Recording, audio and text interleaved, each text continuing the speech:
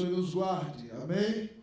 Que bênção é estar todo esse dia na presença do Senhor, adorando, bendizendo e exaltando o seu santo e glorioso nome. Já estou no terceiro culto hoje com o coração cheio de alegria.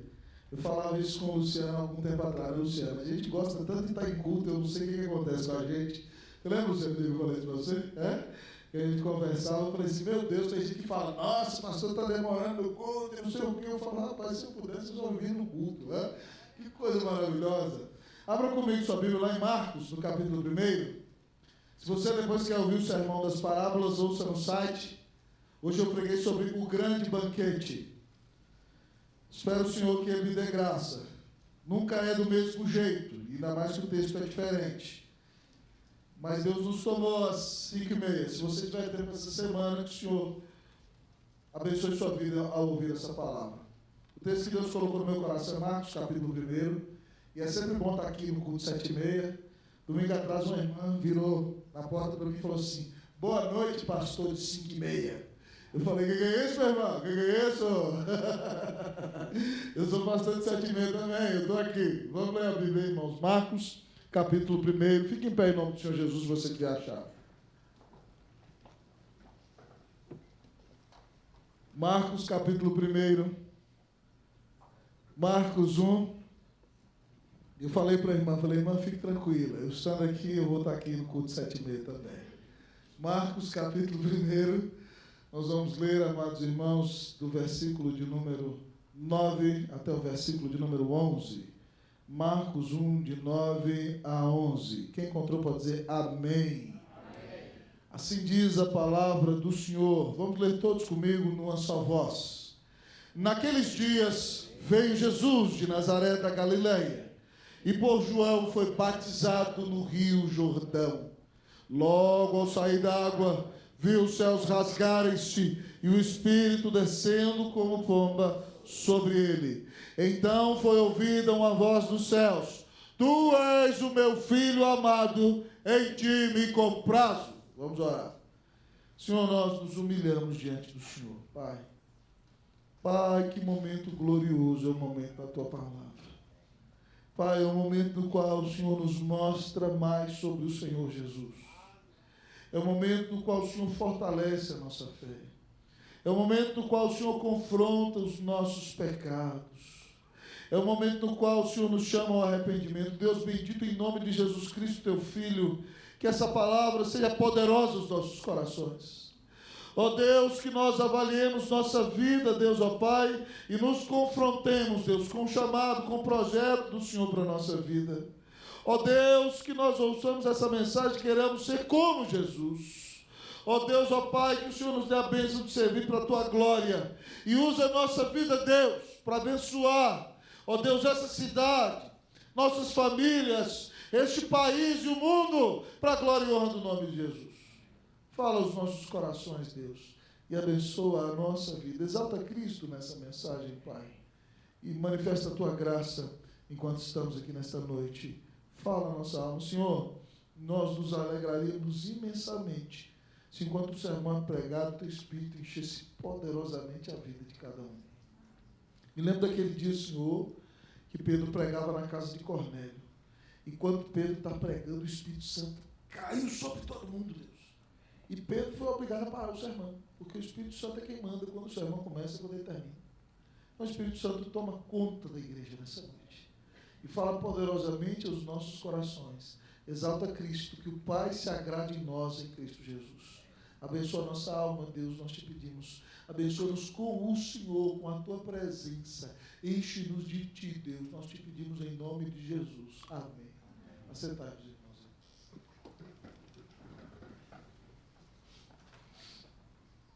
Queridos irmãos e irmãs, eu tive o privilégio de pregar nessa igreja, no antigo templo, a primeira vez, no dia 19 de agosto do ano de 2007. E naquele dia eu preguei de manhã no texto de Apocalipse 2 sobre a igreja de Éfeso. Tivemos um tempo de perguntas e respostas com a igreja. Depois ficamos comendo a mandioquinha com perguntas e respostas com outros irmãos, ali em cima, onde é a sala da UPA hoje. Depois eu fui para o restaurante com os presbíteros. Depois nós voltamos para cá. E aí, na entrevista com os presbíteros, eu conversava com eles, né, e eles perguntaram para mim, pastor, que tipo de igreja o senhor quer ser pastor? E eu expus minha visão de ministério para o conselho. E eu perguntei para os presbíteros, que tipo de pastor vocês querem para a igreja de vocês? Aí cada um que estava lá, o Andino estava naquele dia, tinha ido a Goiânia, aquele dia, mas já era do conselho. E aí, então, cada um começou a dizer o que queria, né? Alguns falaram, pastor, a nossa igreja é uma igreja de pessoas que tem estudo, que não sei o quê. Nós queremos um sermão bom, uma palavra boa, que alimente o nosso coração, que a gente possa convidar os nossos visitantes. Nós queremos um pastor que nos aconselhe, que ore conosco, que cuide do rebanho, que priorize a palavra. E cada um foi falando e chegou na hora do expedito. Aí alguém brincou com o expedito, era a primeira reunião do expedito, ele não tinha sido nem ordenado, ele foi convidado para estar na reunião, mas o nome dele nem saía na ata. Era a primeira reunião dele, e aí viraram para ele e falaram assim, não, pastor, esse aí é calor, esse aí não sabe nem o que falar. Tá? Ele está aqui para aprender com a gente. Eu falei, não, se ele está aqui, ele tem direito de falar. E eu falei, irmão, o que você espera do seu pastor? Aí ele só falou assim, com aquele jeitinho dele, pastor, eu espero, pastor, que seja parecido com o Senhor Jesus. Eu falei, falou melhor do que todo mundo. É impressionante. Mas, irmão, aquela palavra tocou profundamente o meu coração. Porque já era um sonho da minha alma, ser parecido com o Senhor Jesus. Mas esse não deve ser só o meu sonho, o sonho do presbítero expedito tem que ser o seu sonho. Você é parecido com Jesus. Lá no seu trabalho, confundem você com o Senhor Jesus. As pessoas dizem lá no seu trabalho, aqui essa mulher é tão diferente, parece que o Senhor Jesus está presente na vida dela. Esse homem é tão diferente, parece que o Senhor Jesus está no coração dele. Irmãos, houve um pastor na Índia, no início do século XX, chamado Sundar Singh. Ele foi um rapaz que era de uma família hinduísta, filho mais novo, criado na barra da saia da mãe. Os irmãos mais velhos, empreendedores, guerreiros, lutadores, ele estava sendo reservado para ser um sacerdote hinduísta cujo nome era Sadhu. Mas a mãe morre e ele na adolescência se converte e o pai o expulsa de casa. E Sundar Singh então resolveu ser um homem que se parecia com Jesus. E ele vestia as roupas dos sacerdotes indianos, hinduístas, e de repente então só que ele pregava o evangelho. E ele foi fazer um seminário anglicano que dominava naquela região, mas ele queria se parecer com Jesus e eles eram teóricos demais para ele, e ele saiu de lá. E ele começou então, irmãos, a pregar o evangelho onde ia, e Deus usou para ganhar muitas pessoas. Certa feita no Tibete, amados irmãos, naquelas montanhas geladas, ele sendo um indiano, prega o evangelho para eles, eles dão uma surra nele, jogam ele dentro da cisterna, e todo mundo pensa que ele vai morrer. Mas ele andava descalço. E algumas vezes pregando o evangelho naquelas estradas cheias de pedras, os seus pés se cortavam e ficavam as marcas de sangue no chão. E Sundar Singh foi chamado de o apóstolo dos pés sangrentos, o homem que se parecia com Jesus. Quando Sundar Singh abria a boca, a sabedoria de Deus e a unção do Espírito Santo era sobre ele. Dizem, amados irmãos, que ele tentou jejuar certa feita 40 dias. Mas só Jesus consegue um negócio dele. Ele ficou sozinho na mata, ficou 15, 20 dias, quando deu 18 dias, desmaiou. E se alguém não achasse ele no 21º dia, morria. Mas ele era um homem cheio do Espírito Santo. Ele veio pregar na Inglaterra, irmãos. E ele foi pregar numa igreja, e aí ele estava pregando cheio da presença de Jesus. Uma criancinha virou para mim e falou assim, mamãe, esse homem é Jesus. Eu falei, Deus, já pensou se um dia eu pregar e tivesse essa confusão na minha vida? Não, eu não sou salvador de ninguém, mas eu quero me parecer com Jesus. Ele foi brincar na casa de umas crianças, foi fazer uma visita, tomar um chá com a família, sentou no chão, depois de comer na mesa, toda elegante, foi brincar com as crianças. E aí, brincando com as crianças foram lá dentro, quando voltaram, já tinham ido embora, aí a criança virou para a mamãe, mamãe, Jesus já foi. O homem era parecido com Jesus, confundiram o homem com Jesus. Você já foi confundido com Jesus? Está faltando para nós ainda. Mas nesse texto, irmãos, nós vemos o Senhor Jesus, e nós olhamos para as atitudes dele, e devemos anelar sermos parecidos com ele. É importante que você saiba que cada um dos evangelhos tem uma figura principal acerca do Senhor Jesus. Mateus, quando vai falar de Jesus, fala de Jesus como o Messias, o rei prometido a Israel. Então a figura de Jesus é rei, Mateus. Lucas revela a humanidade de Cristo. É por isso que no Evangelho de Cristo você vê, de Lucas, você vê Jesus orando mais do que em qualquer outro evangelho. Porque ele quer revelar que Jesus era homem, sendo nosso Salvador. Já João revela que Jesus é Deus. E por isso João escreve o Evangelho ao redor de sete grandes milagres que mostram que Jesus Cristo é o Filho de Deus, para que crendo tenhamos vida em seu nome. Mas Marcos, o primeiro evangelho a ser escrito, foi escrito para um público romano. E mostra Jesus cuidando, curando, servindo, cuidando, trabalhando em ação. E a figura principal de Marcos é que Jesus é o servo. É o servo que veio nos salvar. É o servo sofredor. É o servo prometido para dar sua vida na cruz em nosso lugar. E aqui logo no início do evangelho, ele começa com João pregando sobre Jesus.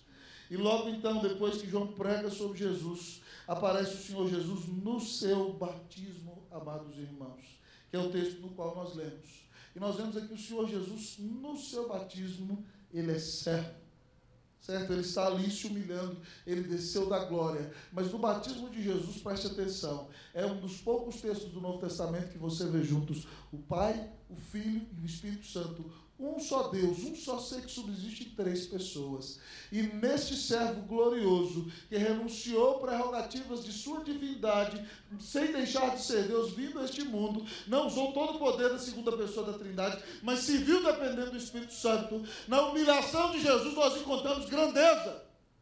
E é por isso então que o texto nos apresenta nessa noite a grandeza de um servo. Se você quer ser parecido com Jesus, você precisa entender que você não vive para ser servido, mas você vive para servir. E o servo de Deus encontra real grandeza quando de fato dedica a sua vida ao serviço. O texto nos apresenta a grandeza de Jesus como servo, a grandeza de um servo. Que você seja um servo parecido com o Senhor Jesus e que nisso você viva verdadeiramente a verdadeira grandeza da vida cristã. Amém, meu irmão? O texto nos mostra, amados irmãos, a grandeza de um servo. E ao nos mostrar a grandeza de um servo, em primeiro lugar, ele diz que a grandeza de um servo está no fato de que ele é obediente como filho. A grandeza de um servo está no fato de que ele é obediente como filho. Versículo de número 9. Eu vou ler uma vez, você lê a segunda. Naqueles dias veio Jesus de Nazaré, da Galileia, e por João foi batizado no Rio Jordão. Você, por favor.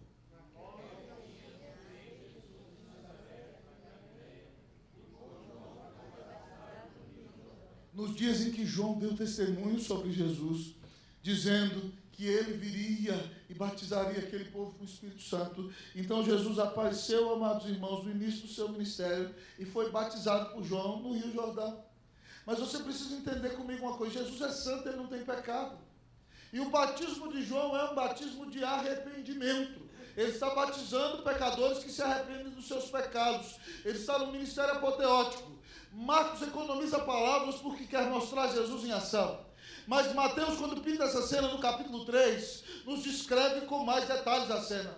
Lá entrou Jesus na água para ser batizado. E João abriu o olho e lhe foi revelado que Jesus era o Cristo. E ele falou assim: não, eu não vou batizar o Senhor. É o Senhor que tem que me batizar. Eu é que preciso ser batizado pelo Senhor. Como é que o Senhor vem para batizar? E Jesus lhe disse: João, meu filho, obedeça. É necessário que assim nós cumpramos a justiça. Preste atenção, meu irmão. Jesus é quem tinha que batizá-lo. Aquele homem é Deus feito homem. Mas quando ele veio ao nosso meio, ele veio em humilhação. E ele, então, em primeiro lugar, se batizou para se identificar com os pecadores pelos quais ele morreria e estaria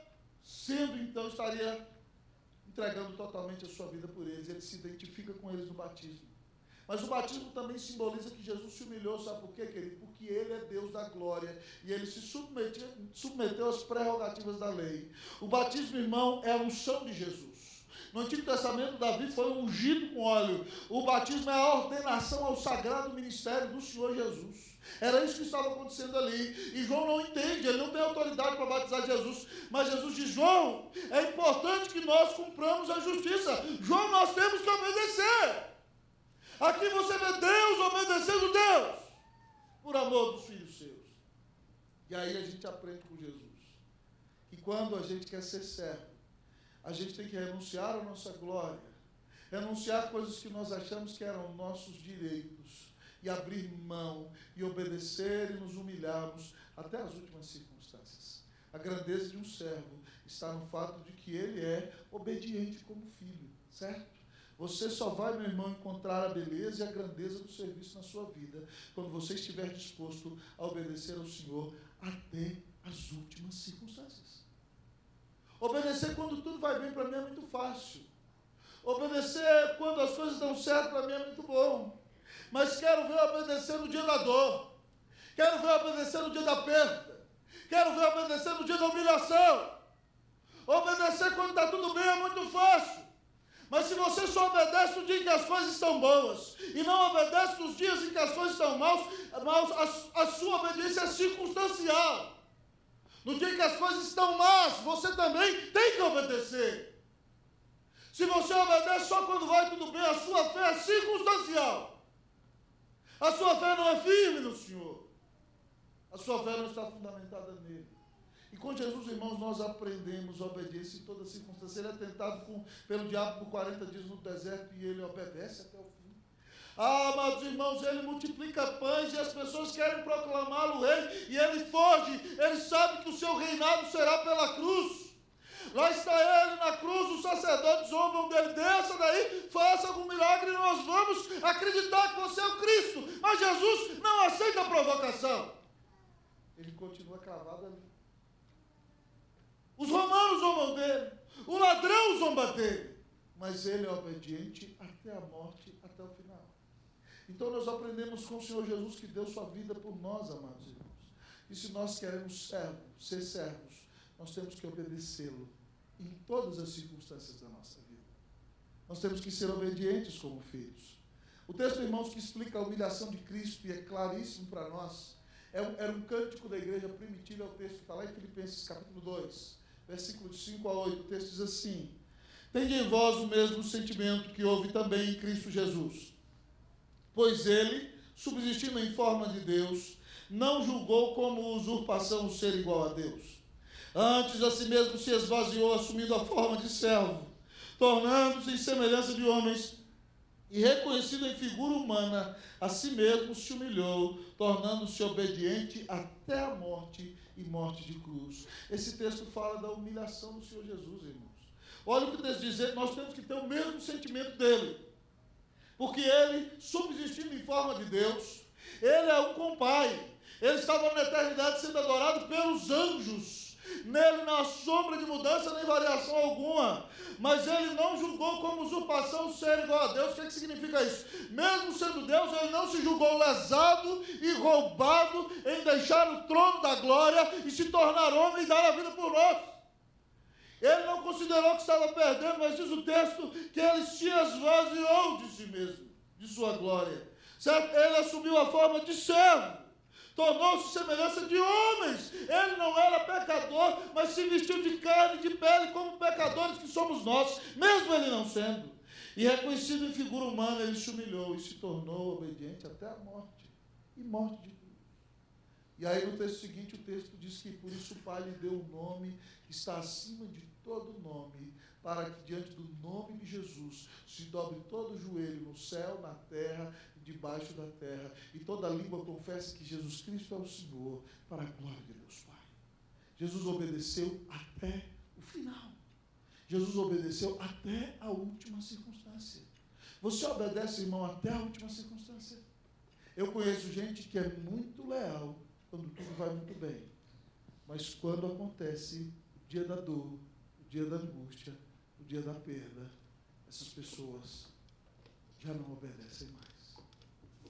Já não se mantêm fiéis. E aí sabe o que acontece? A fé delas era circunstancial. A amizade delas era circunstancial. A lealdade delas era circunstancial. Enquanto tudo estava bem, no relacionamento, na amizade, na intimidade, houve lealdade. No dia em que as coisas se complicaram, houve engano, houve traição, houve abrir mão de fidelidade. Ética circunstancial.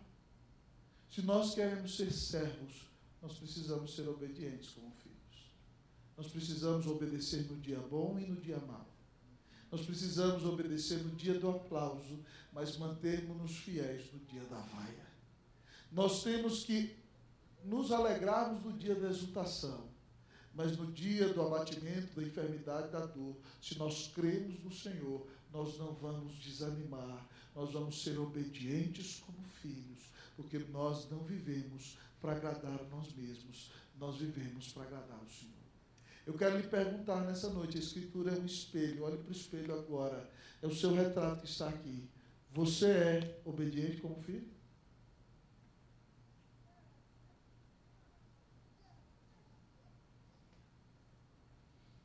Você tem sido fiel ao Senhor? Você anda com Ele em intimidade, independente da circunstância? Jesus é o maior amor da sua vida? Você entendeu que o Senhor te comprou com o sangue dele, te amou na eternidade, te arrancou das trevas, te trouxe para o seu reino, tem um lugar garantido no céu para você, te carrega no colo, nunca te deixará, jamais te abandonará. E porque você é objeto desse amor, então você diz: Jesus, tem dia que está difícil, mas eu vou com o Senhor, até o dia final. Você é obediente como filho? O verdadeiro servo de Deus é caracterizado pela obediência. Que Deus te abençoe, meu irmão. Que você olhe para a sua vida hoje. Se há alguma coisa na sua vida que está em desobediência, o Senhor, peça perdão a Ele pelos seus pecados. Peça perdão a Ele por tudo que está desagradando ao Senhor na sua vida. Peça perdão a Ele e Ele vai te restaurar em nome de Jesus. Amém, meu irmão? Amém. E você possa clamar ao Senhor. Você chora como essa criança que quer a mãe, né? Senhor, estou pecando, misericórdia, meu Deus do céu. E que o Senhor ouça o seu choro e que você seja restaurado em nome de Jesus. O verdadeiro servo de Deus obedece ao Senhor no dia bom e no dia mau. Ele ama o seu Senhor e ele vai se manter fiel, seja qual for a circunstância. Que Deus nos dê a bênção de sermos parecidos com Jesus. Amém, meus irmãos? Amém. Porque aí nós não viveremos para nós viveremos para o Senhor. Que Deus faça de nós homens e mulheres que vivem para o Senhor. Amém, meu irmão? Diga para o seu irmão: viva para o Senhor. Pare de viver para você mesmo. Diga para ele: pare de viver para você mesmo. Diga para ele: seja obediente como filho, em nome de Jesus. Amém.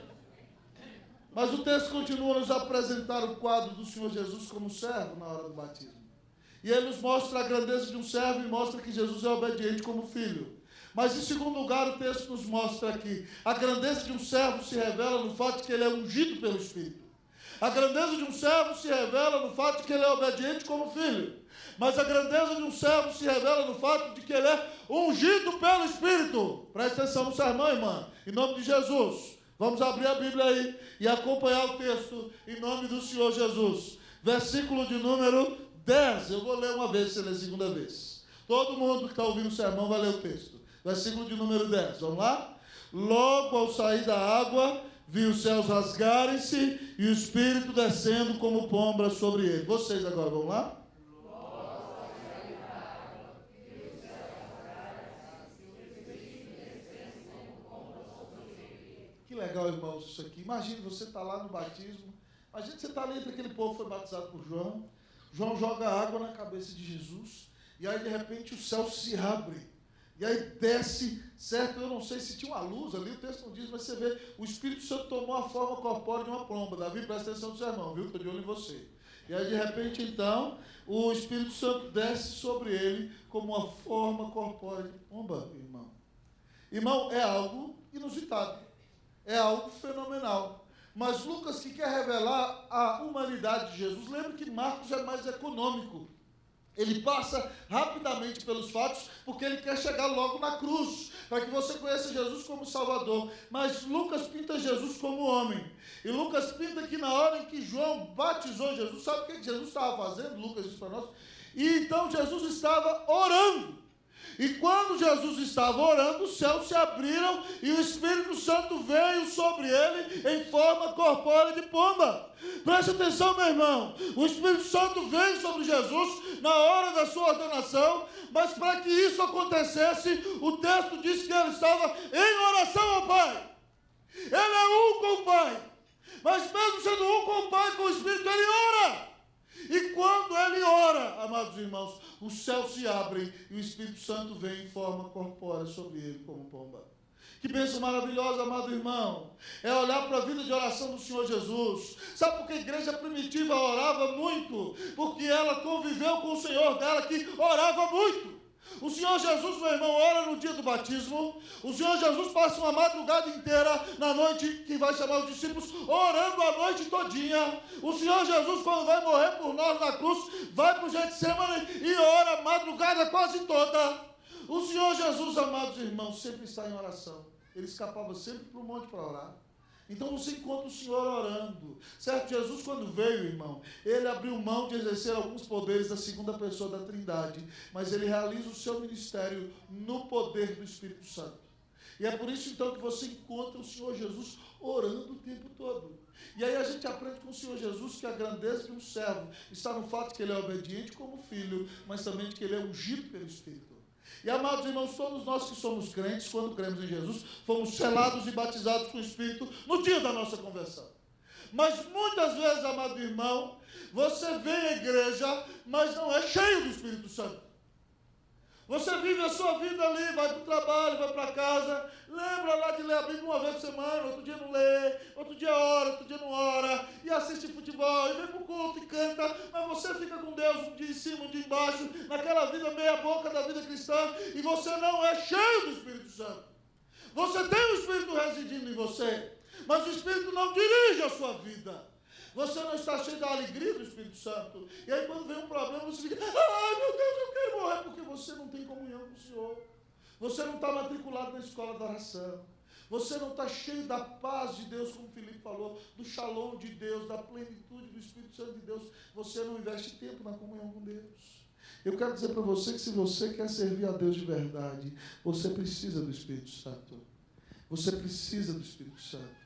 Você precisa do Espírito Santo. Irmãos, um dos versículos chaves da minha vida e do meu ministério é João 15:5. Lá Jesus diz assim, eu sou a videira, vocês são os ramos. Todo aquele que estiver ligadinho em mim e eu nele, esse dá muito fruto. Sem mim, nada podeis fazer. Sem mim, nada podeis fazer. Ah, meu irmão, sem ele a gente não faz nada. Sem ele a gente prega e ninguém se converte.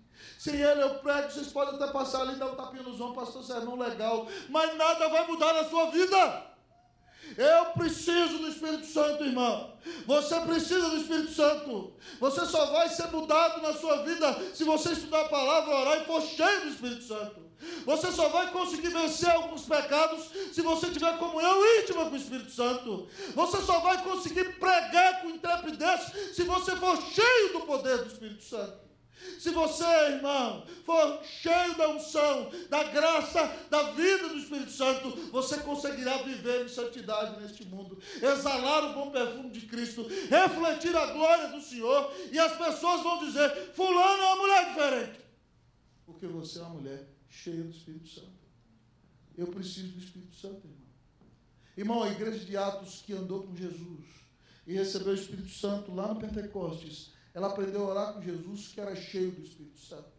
Em Atos 4, irmãos, os discípulos foram libertos. Pedro e João, você lembra? Deus os usou para curar um mendigo na porta formosa do templo, um cego, um coxo de nascença. E aí então eles pregaram, mais 2.000 se converteram. Os fariseus jogaram eles na cadeia, ameaçaram eles, mandando que eles parassem de pregar em nome de Jesus, mas eles não pararam. E a igreja estava orando unânime quando eles foram libertos. E a igreja orou e disse o seguinte, olha o que a igreja disse. Ela reconheceu que Deus era soberano, que a perseguição de Jesus e da igreja era um cumprimento dos decretos de Deus, era um cumprimento da Bíblia e era uma bênção porque o povo se levantou contra Jesus querendo salvar. E tudo estava de acordo com a mão de Deus, com o que ele predeterminou. E aí depois que eles reconhecem que Deus está no trono no meio do sofrimento, eles dizem o seguinte, agora, Senhor, olha para as ameaças que eles estão fazendo para nós e concede-nos com intrepidez que anunciemos a tua palavra. Eu acho o máximo. Tem crente hoje aqui, se você for perseguido, você fala assim, Senhor, doeu a unha do meu pé, Senhor, eu quero morrer. Senhor, fulano me perseguiu, está zombando de mim porque eu sou crente, eu não vou testemunhar mais. Mas eles estão levando paulada, eles estão correndo risco de vida. Alguns foram assassinados e eles não dizem, Senhor, para a perseguição. Eles dizem, Senhor, dá-nos intrepidez. E aí, amados irmãos, eles oram. E a Bíblia diz que quando eles oram, sabe o que aconteceu?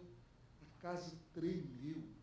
Já orou em oração, seu coração tremeu, a casa tremeu, eles ficaram cheios do Espírito Santo e saíram para anunciar com intrepidez a palavra de Deus. Irmãos, eu estou numa fase aqui na igreja que eu estou orando para que vocês sejam crentes cheios do Espírito Santo. Que para você não baste mais só vir no domingo, se abastecer de mensagem boa e edificante e viver como se isso fosse só a realidade do domingo. Mas que você seja cheio da presença de Deus. Irmãos, poucas coisas são tão maravilhosas como ver uma igreja cheia da presença de Deus. Certa feita, irmãos, lá em Santiago, nós estávamos vivendo um tempo de muito quebrantamento, muita luta, muita oração, muito choro. E Deus estava abençoando a igreja, fazendo a igreja crescer. Mas houve uma semana que nós oramos todas as manhãs, como essa semana, e choramos, e jejuamos. E, irmãos, um dia Deus esteve no culto, a palavra foi pregada lá na igreja de Esmirna, e de repente, então, depois do final do culto, amados irmãos, igreja cheia de gente. Irmãos, eu peço uma irmã da igreja para orar depois do sermão, uma brasileira. Certo? Ela não falava espanhol tão bem, ela não sabia falar Deus. Ela falava Deus, Deus. E eu falei, irmã fulana de tal, vamos orar. E ela levantou e falou assim, Deus, irmão. Eu nunca tinha visto um negócio aqui. A presença do Espírito Santo tomou conta da igreja. Todo mundo começou a ajoelhar sem o pastor dizer uma palavra. E ela orou, e depois o pastor auxiliar da igreja orou com a cara no pau e falou assim, Senhor, o Senhor está aqui. Eu não consigo levantar minha cabeça. O Senhor está nesse lugar. Eu estou orando, irmãos, para a gente começar a chegar nesse nível de relacionamento com Deus. Isso não contradiz as doutrinas da reforma? Nada. Quem experimenta sabe o que é. Jonathan Edwards, um dos maiores teólogos da história da igreja. O homem com uma das maiores percepções acima sobre a Bíblia. Irmão, Jonathan Edwards é difícil de ler. Tá bom? Se você pega a tradução em português contemporânea, exige raciocínio de você. É um dos maiores filósofos da história dos Estados Unidos da América. Intelectual, um grande teólogo. Mas Jonathan Edwards, irmãos, ele estudava 13 horas todos os dias. Mas nos finais da tarde ele pegava o seu cavalo, junto com a sua mulher, e ia para a floresta de Connecticut. E orava, e cantava, e tinha grandes momentos de comunhão com Deus. Dr. Lloyd Jones, no livro Puritanos, quando escreve sobre a vida de Edwards, diz que certa feita ele saiu para cavalgar sozinho e começou a orar e a buscar e adorar, e ele teve uma percepção da glória do Senhor Jesus, de maneira que ele chorou ininterruptamente por 2 horas e se perdeu na floresta que ele conhecia como a palma da sua mão. Teologia boa não contrasta com vida cheia do Espírito Santo, pelo contrário. O melhor teólogo é aquele que não conhece somente sobre Deus, mas ele conhece verdadeiramente o Deus da Bíblia. Eu estou orando para você ser cheio do Espírito Santo. Amém, meu irmão? Que Deus te enche do Espírito Santo. Jesus era cheio do Espírito Santo. E se nós queremos ser como Ele, nós temos que não só ser habitados pelo Espírito Santo, mas nós temos que ser transbordados do Espírito Santo. Que o Espírito Santo enche a sua vida nessa noite em nome de Jesus. Amém, meu irmão? E você ore por um novo momento espiritual na sua vida, por um grande crescimento espiritual, que você seja uma pessoa cheia do poder, da presença, da virtude maravilhosa do Espírito Santo de Deus. Amém, meu irmão? Amém. Diga para o seu irmão que o Senhor te encha do Espírito Santo. Para que o Senhor faça de ti um homem de oração. Fala para ele. Seja uma mulher de oração, meu irmão, em nome de Jesus. Que o Senhor encha a sua vida em nome de Jesus, para a glória de Jesus. Amém. Glória a Deus. Esse irmão ficou maior do que eu acharia que ficaria, né? Mas quem manda é o Espírito Santo. Louvado seja Deus. Você é um servo como Jesus? O texto nos apresenta a grandeza do servo. Está no fato que ele é obediente como filho, de que ele é ungido pelo Espírito, mas em último lugar, a grandeza de um servo se mostra no fato de que ele é aprovado pelo Pai. A grandeza de um servo se mostra no fato de que ele é aprovado pelo Pai. Obediente como filho, ungido pelo Espírito, aprovado pelo Pai. Olhe para a sua Bíblia, versículo de número 11. Eu vou ler uma vez, você lê outra. Então foi ouvida uma voz dos céus. Tu és o meu filho amado, em ti me comprazo. Leia, por favor, querido. Você, vamos lá?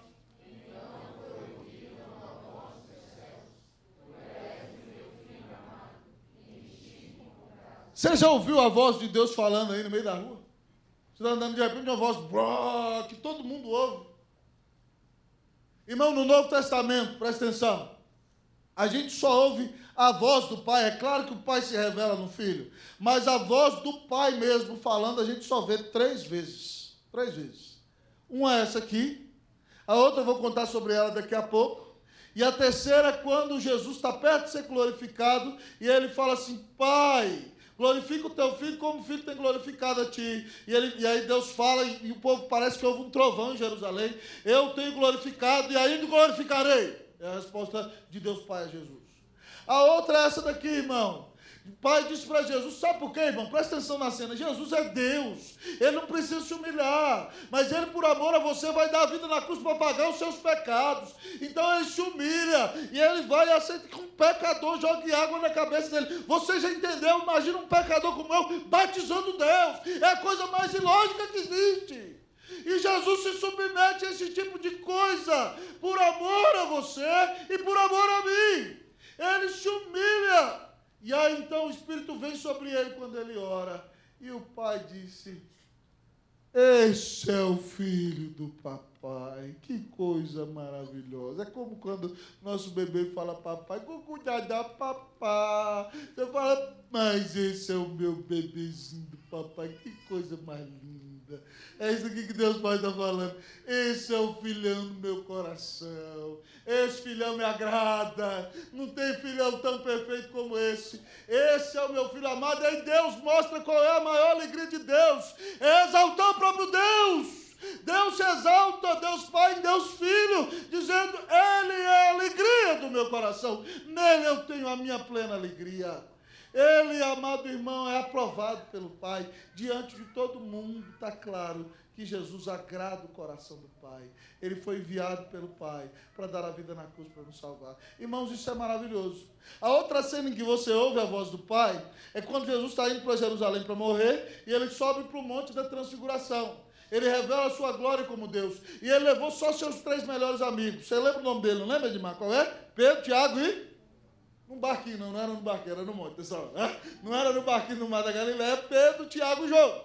E eles subiram, e aí Jesus, então, irmão, começou a resplandecer com glória.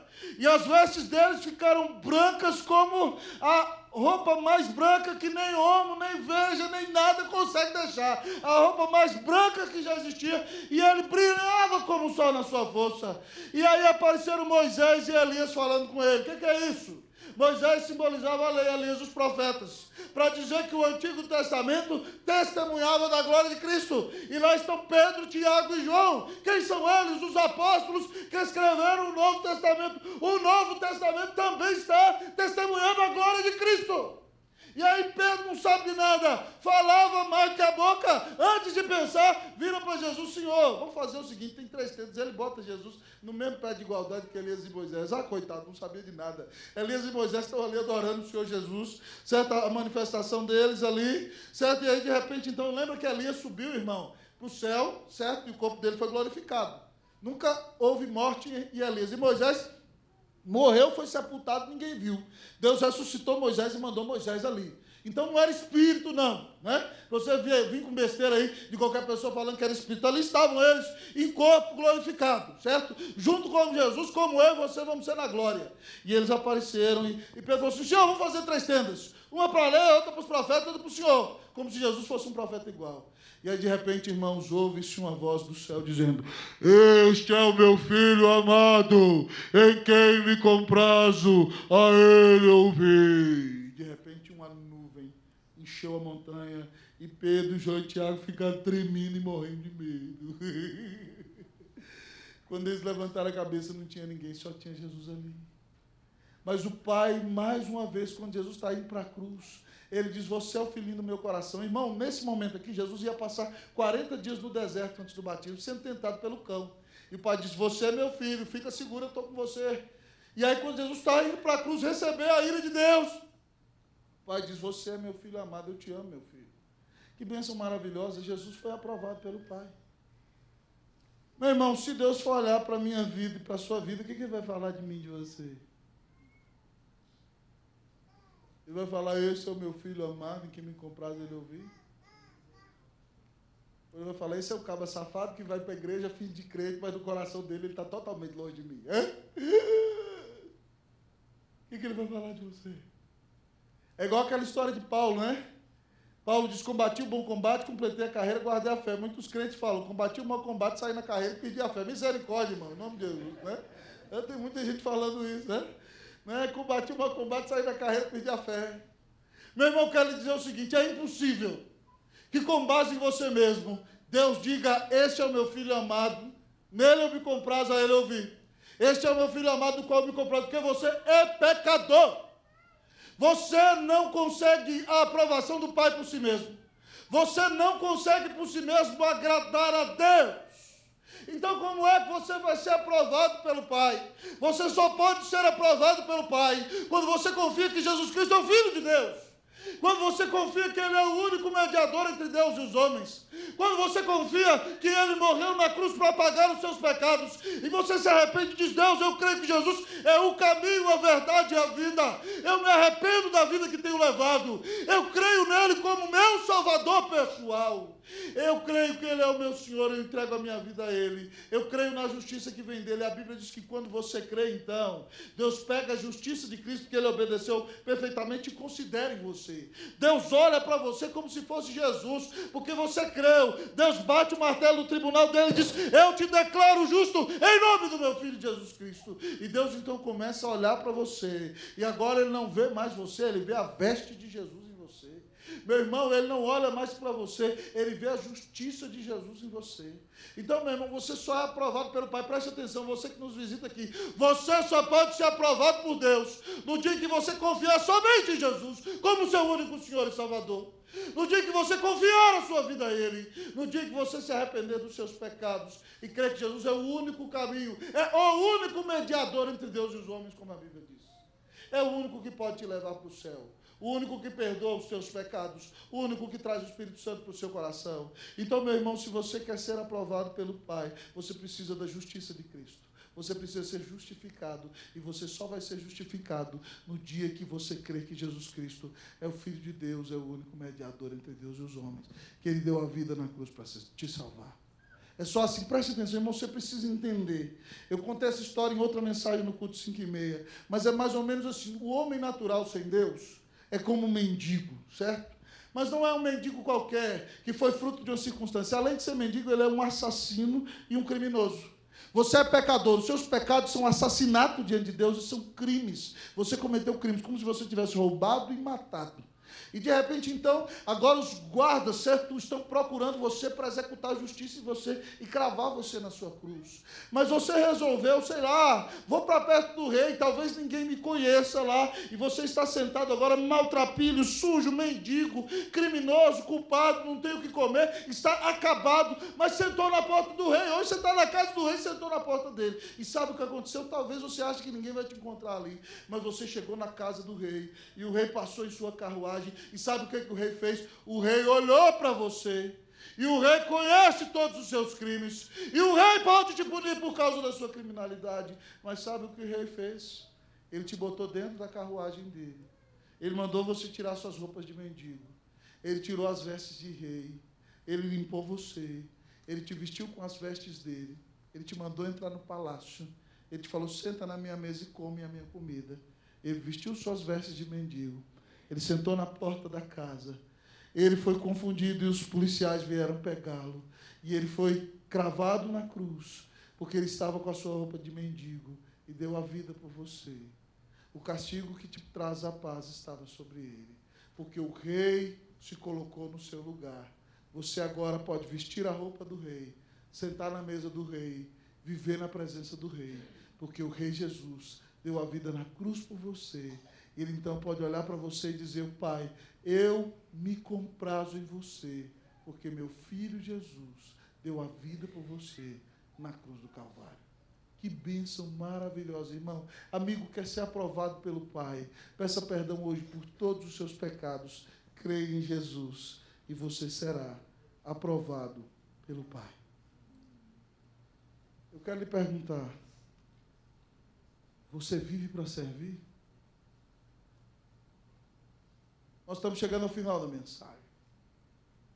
Certo dia, Tiago e João pediram para Jesus o seguinte, Senhor, quando o Senhor vier no teu reino da tua glória, deixa eu sentar na direita e meu irmão na esquerda.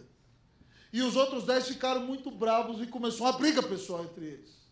E eles estavam brigando para ver quem era o maior. Jesus ia na frente e falou assim: o que vocês estão brigando aí? Eles: nada não, Senhor. E Jesus virou para eles e falou o seguinte: os homens do mundo têm autoridade, os príncipes são déspotas e mandam nos seus povos, mas entre vós não será assim. O que quiser ser o maior, seja o que serve. E o que quiser ser o primeiro, seja esse vosso servo. E aí Jesus fala de si mesmo: porque eu, o próprio Filho do Homem, não vim para ser servido, mas para servir e dar a minha vida em resgate por muitos. Jesus serviu até o final, por isso você tem salvação. Ele deu a vida em resgate por você. Você tem sido servo? Você está disposto a servir? Quem não vive para servir, meu amigo, não serve para viver. E você nessa noite olha para o seu coração e diga: eu quero me humilhar, eu quero ser obediente como filho, eu creio nele. Eu quero ser cheio do Espírito Santo. Eu quero, por causa da justiça de Cristo, viver como alguém que é aprovado pelo Pai. Que você não viva para si mesmo. Se você tem vivido para si mesmo, se a sua vida é uma vida de egoísmo, que você peça perdão ao Senhor nessa noite. Diga: Senhor, tem misericórdia de mim. Eu sou a pessoa mais amada. Jesus deu a vida por mim. Eu quero me manter fiel. Eu quero ser cheio do Espírito Santo. Eu quero comunhão com Deus. Eu quero agradar o coração do Pai. Que Deus te abençoe. Que eu seja um pastor parecido com Jesus. Que você seja um crente parecido com o Senhor Jesus. Que Deus nos abençoe. Em nome de Jesus. Vamos orar nessa noite? Quero convidá-lo a colocar sua vida nas mãos do Senhor. Se existe algo na sua vida que desagrada o Senhor, é hora de pedir perdão. Se você não tem obedecido, que você peça a misericórdia do Senhor. Se você não tem sido cheio do Espírito Santo, que você peça perdão ao Senhor. Se você não tem buscado agradar o Pai, confiando somente na justiça de Jesus, que você clame hoje o perdão do Senhor.